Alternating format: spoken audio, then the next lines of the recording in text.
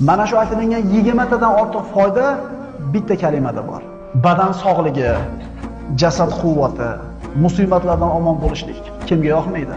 Aql rohati, insonning ko'ngli keng bo'lishi, kasallik kamchiliklardan omonda bo'lishlik kimga kerak emas? Qalb xotirjamligi, go'zal dunyo matosi, musibatlardan nari bo'lishi, baxtsiz hodisalardan omon bo'lishlik kimga yoqmaydi? 10 tasini sanadik. Mashaqqat va fitnalardan omon bo'lish, foydali yomg'ir, pokiza ekin, solih farzand kimga yoqmaydi?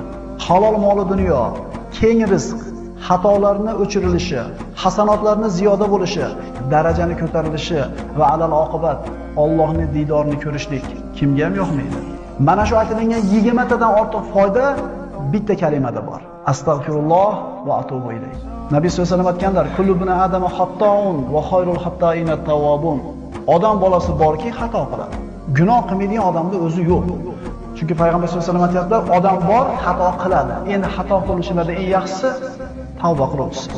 Mana samaralarni aytdik 20 tasi.